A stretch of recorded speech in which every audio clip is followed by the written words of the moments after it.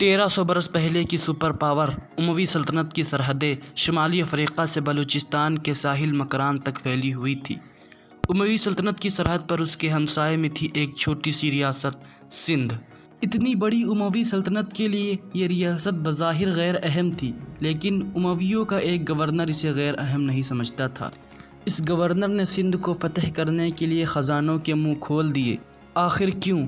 سندھ اموی سلطنت کے مرکز دمشق سے بے حد دور تھا، اس لیے وہاں فوج بھیجنا اور چین آف سپلائی کو برقرار رکھنا مشکل تھا۔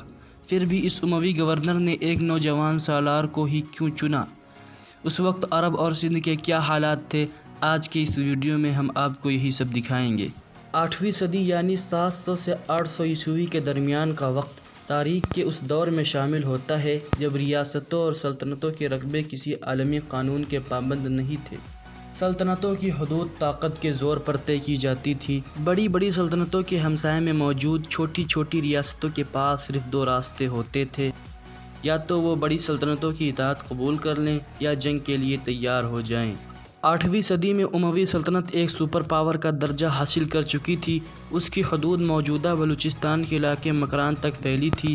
مکران وہی علاقہ ہے جہاں سے سندھ کی سرحد شروع ہوتی ہے۔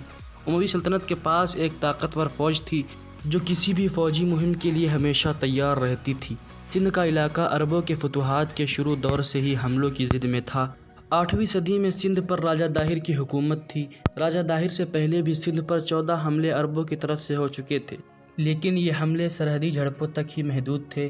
انہیں بڑی فوجی مہمات یا لشکر کشی نہیں کہا جا سکتا۔ اس کی وجہ یہ تھی کہ عرب حکمران سندھ جیسے دور دراز علاقے میں فوجیوں اور خزانے کا نقصان برداشت کرنے کو تیار نہ تھے۔ اسی طرح جب امویوں نے عرب سلطنت کی باغ ڈور اپنے ہاتھوں میں لی تو انہوں نے بھی سندھ پر کسی بڑے حملے کی پلاننگ نہ کی۔ ایسے میں راجہ داہر کے پاس موقع تھا کہ وہ طاقتور ہمسایہ ریاست یعنی عرب سلطنت کے حکمرانوں سے اچھے تعلقات قائم کرے، کوئی چھیڑ چھاڑ نہ کرے اور اپنی ریاست میں ان کا اتحادی بن کر رہے۔ وہ اموی خلیفہ کے دربار میں اپنا سفیر اور تحفے تحائف بھیج کر بھی امویوں کی ہمدردی حاصل کر سکتا تھا، لیکن راجہ داہر نے اموی خلیفہ کو اپنا دوست بنانے کے بجائے الٹا کچھ ایسے کام کیے جو اموی حکمرانوں کو ناراض کرنے کا باعث بنے۔ اس نے امویوں کے ایک دشمن عرب جنگجو سردار محمد اللافی اور اس کے 500 ساتھیوں کو پناہ دے دی۔ راجہ داہر کا یہ اقدام طاقتور ہمسایہ ریاست کو چیلنج کرنے والی بات تھی، مگر امویوں نے اب بھی سندھ کے خلاف کوئی بڑی کارروائی نہ کی۔ اس کی وجہ پھر ایک بار وہی تھی کہ سندھ علاقہ اموی سلطنت کے مرکز دمشق سے بہت دور تھا، اس لیے وہ بھی سابق حکمرانوں کی طرح یہاں کسی بڑی فوجی مہم پر پیسہ اور وقت برباد کرنے کو تیار نہ تھے۔ لیکن اموی سلطنت میں ایک گورنر حجاج بن یوسف تھا جو بہت مہم جو قسم کا انسان تھا۔ حجاج عراق کا گورنر تھا اور اس کے زیر کنٹرول علاقے کی سرحد سندھ سے ملتی تھی۔ اسے اپنے دور میں ایک ایسا موقع ملا جس سے اس نے بھرپور فائدہ اٹھایا۔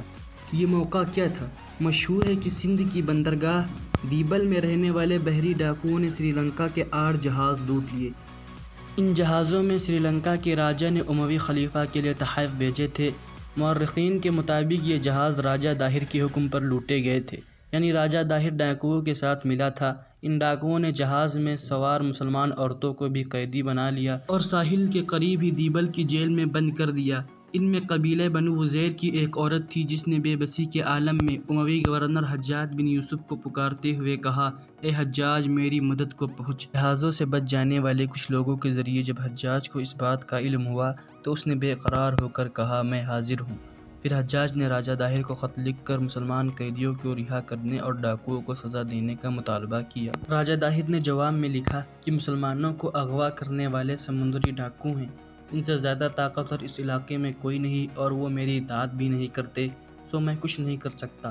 راجہ داہر کا یہی کچھ نہ کرنا یا انکار حجاج بن یوسف کو غضبناک کر گیا۔ اس نے دیبل پر چڑھائی کا حکم دے دیا۔ یوں سندھ پر نئے حملوں کا آغاز ہوا۔ حجاج بن یوسف کے حکم پر اس کے 2 سپہ سالاروں عبید اللہ بن نہبان اور بدیل بن طحافہ نے دیبل پر حملہ کر دیا۔ عربوں کے یہ دونوں حملے بری طرح ناکام رہے۔ ان حملوں میں حجاج بن یوسف کے یہ چہیتے سالار عبید اللہ بن نہبان اور بدیل بن طحافہ بھی مارے گئے۔ حجاج کو ان سپہ سالاروں میں سے بدیل بہت عزیز تھا۔ کہتے ہیں جب حجاج کو اس کی موت کی اطلاع ملی تو اس نے غصے میں اطلاع دینے والے کو ہی سزا سنا دی۔ اس کے بعد اس نے کوفہ کے امام مسجد سے کہا، تم جب بھی اذان دو تو مجھے بدیل کا قتل یاد دلاتے رہنا تاکہ میں انتقام لے سکوں۔ اس واقعے سے ہم سمجھ سکتے ہیں کہ حجاج اب سندھ پر حملے کے لیے مزید بے چین ہو چکا تھا۔ حجاج کی اسی بے چینی کو دیکھتے ہوئے اس کے ایک کمانڈر عامر بن عبداللہ نے پیغام بھیجا کہ سندھ کو فتح کرنے کا موقع اسے دیا جائے، لیکن حجاج نے اس کی یہ پیشکش مسترد کر دی۔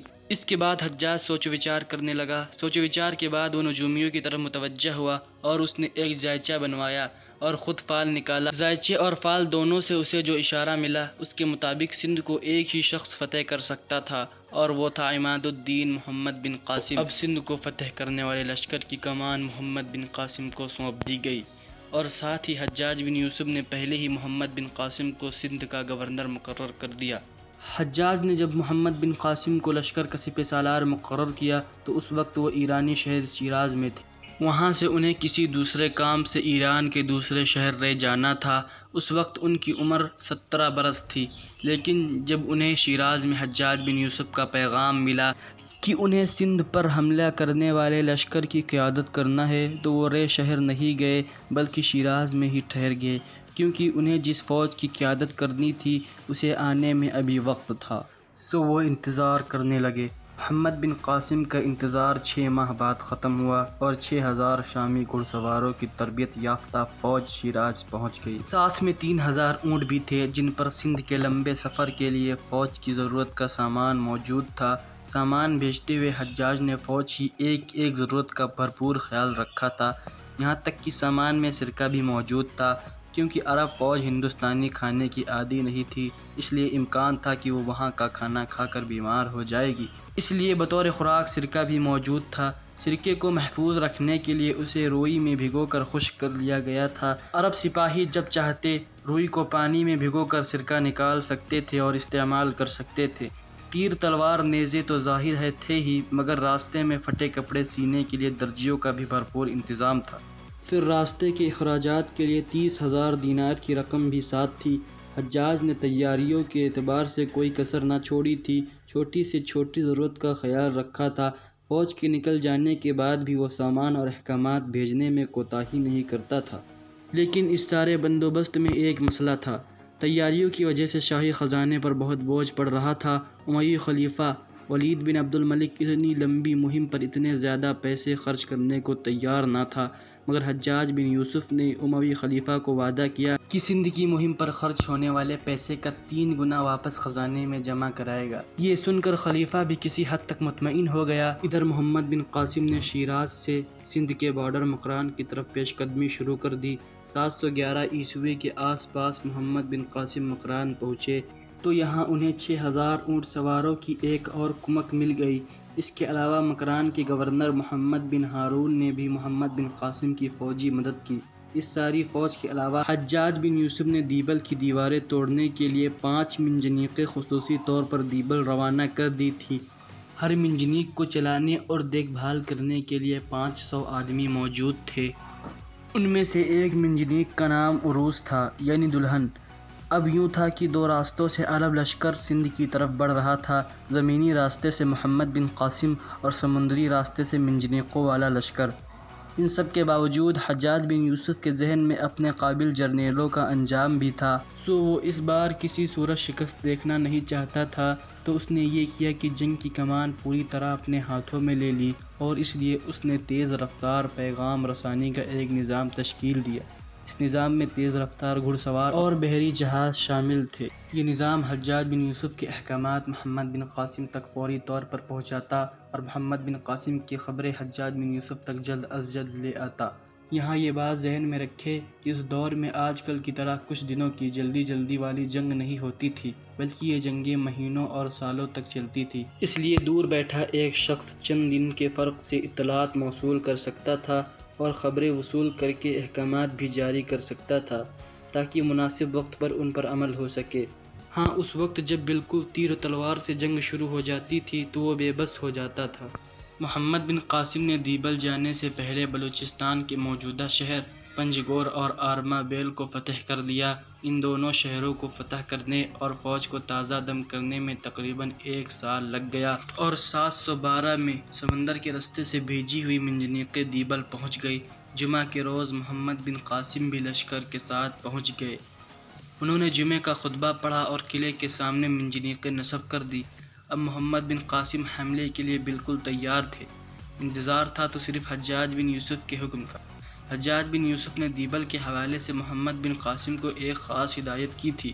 اس نے کہا تھا جب تم دیبل پہنچو تو ایک آدمی کو ہمیشہ قرآن پاک کی تلاوت پر لگائے رکھنا، اور جب ضرورت پڑے تو لا حول ولا قوت الا باللہ العلی العظیم کا وظیفہ پڑھنا۔ دیبل کے پاس اپنے کیمپ کے گرد 24 فٹ چوڑی اور 18 فٹ گہری خندق کھودنا اور اس خندق کے کناروں کو مٹی کے ذریعے 18 فٹ اونچا کر دینا۔ دشمن سے مقابلہ کرتے وقت خاموش رہنا۔ دشمن چاہے نعرے لگائے یا بیہودہ بکواس کرے اور چاہے وہ تیار ہو جائے، مگر جب تک میں حکم نہ بھیجوں جنگ شروع نہ کرنا۔ محمد بن قاسم نے حکم پر پورا عمل کیا۔ دیبل کے پاس کیمپ لگا کر اس کے گرد خندق کھود دی گئی جیسا کہ حجاج بن یوسف نے حکم دیا تھا۔ ادھر حجاج بن یوسف فتح کے لیے صدقات و خیرات کیے جا رہا تھا۔ عرب لشکر کے پہنچنے کے 8ویں روز حجاج بن یوسف نے حملے کا حکم دے دیا۔ حملہ ہوا لیکن اس حملے میں دیبل فتح نہ ہو سکا۔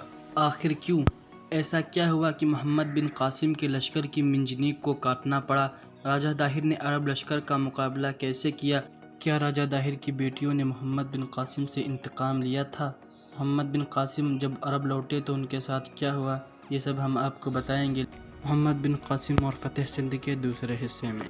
اگر آپ پہلے مغل بادشاہ ظہیر الدین بابر اور دوسرے مغل بادشاہ نصیر الدین ہمایوں اور اس کے بیٹے تیسرے مغل بادشاہ جلال الدین محمد اکبر کی داستان حیات دیکھنا چاہتے ہیں تو ڈسکرپشن میں دیے گئے لنک سے دیکھ سکتے ہیں۔ آج کے لیے اتنا ہی، جلد ملتے ہیں آپ سے ویڈیو کے دوسرے حصے میں۔ اگر ویڈیو پسند آیا ہو تو ویڈیو کو لائک کریں، چینل کو سبسکرائب کریں۔ السلام علیکم، خدا حافظ۔